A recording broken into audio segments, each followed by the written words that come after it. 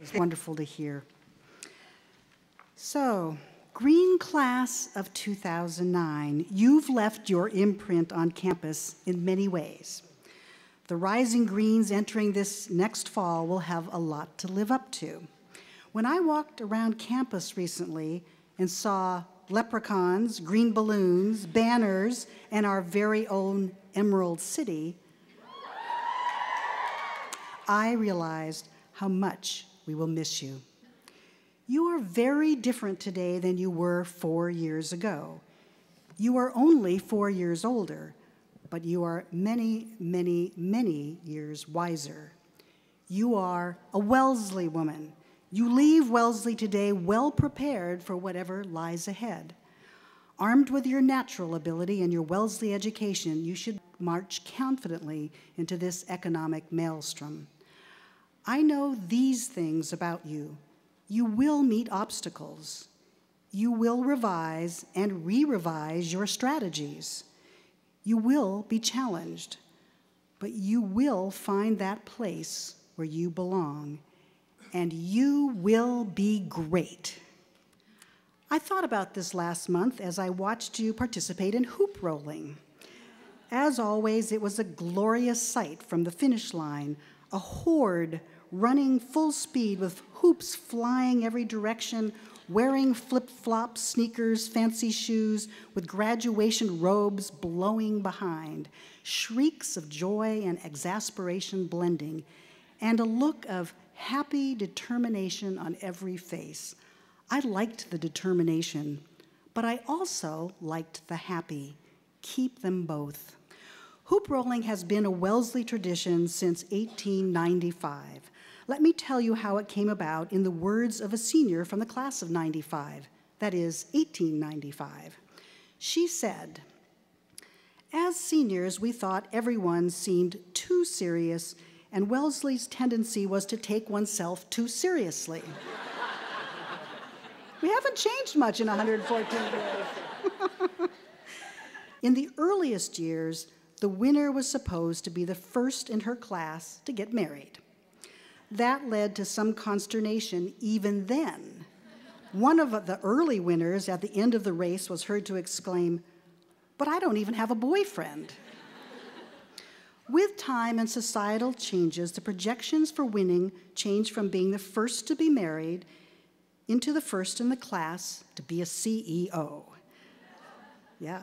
Some years later, that projection changed again so that the winner was to be the first in the class to achieve success, however she defines success. Absolutely.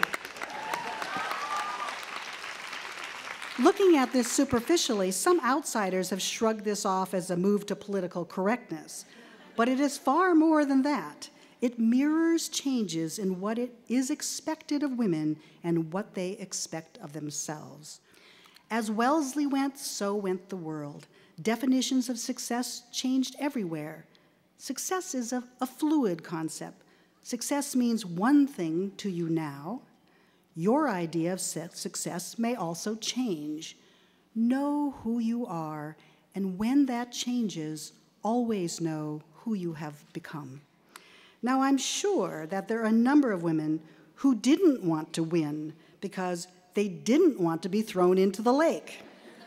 And this is not an irrational decision. I even saw many arrive with hoops after the race was over. They joined the tradition in their own way.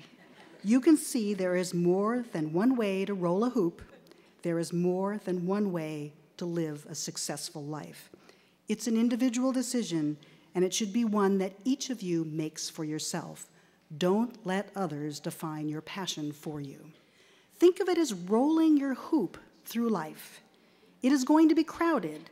It is going to take determination. But like our hoop rolling, it's going to be fun. Here at Wellesley, you have gained the basic skills. You know how to do it. Don't get discouraged if in the next few years you have to figure out how to do it in the middle of bumping and elbows. Hoop rolling is also over in a flash. That rough and tumble experience only lasts a few minutes. Even though I would never be so bold as to predict when the economic uncertainty will end, I do know that in the totality of your life, it will account for just a small fraction of it. Find your passion. Have passion for what you do helps, particularly when those around you are bumping you off course and knocking over your hoop. And since you will have a multifaceted life, you will have more than one passion, more than one hoop to roll. There is another aspect to hoop rolling that is important. Many little sisters camp out overnight and hold a spot for their senior big sisters on the starting line.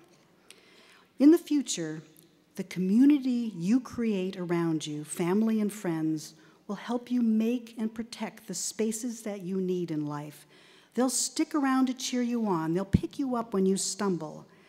And when you succeed, they won't throw you into the lake.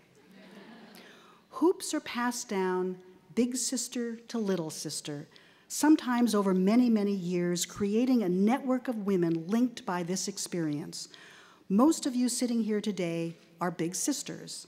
This is not the end of your term as a big sister. Tomorrow, you will be the newest Wellesley alumni, and waiting for you out there are over 36,000 big sisters ready and eager to help you.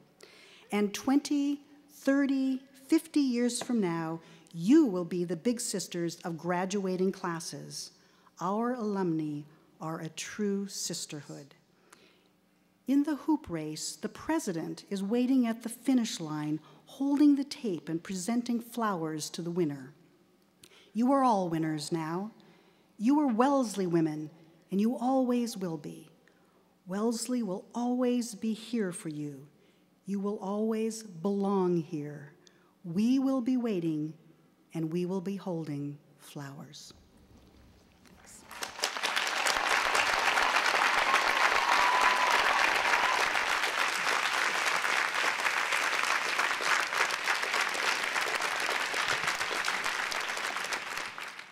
Dean Andy Shannon will now present the candidates for their degree of Bachelor of Arts.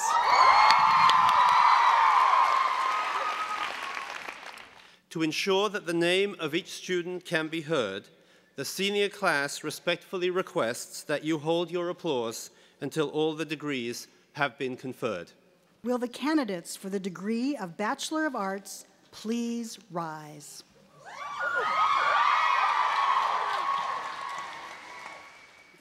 Madam President, it is the privilege of my office to present to you, on behalf of the faculty of Wellesley College, the candidates for the degree of Bachelor of Arts. By the authority of the Commonwealth of Massachusetts, vested in the Board of Trustees, and by them delegated to me, I confer upon you the degree of Bachelor of Arts and admit you to all the rights, dignities, and responsibilities of that degree.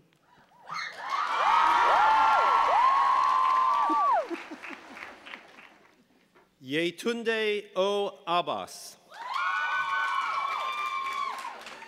Nurisha Saleha binti Abu Bakr. Kate Zimick.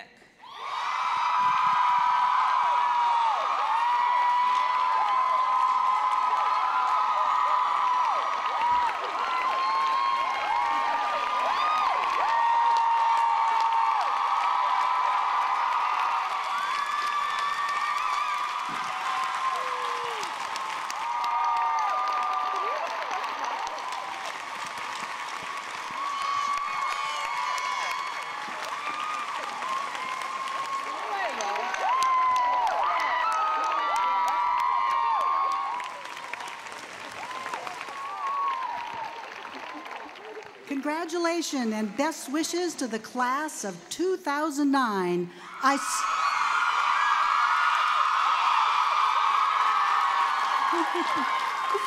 I salute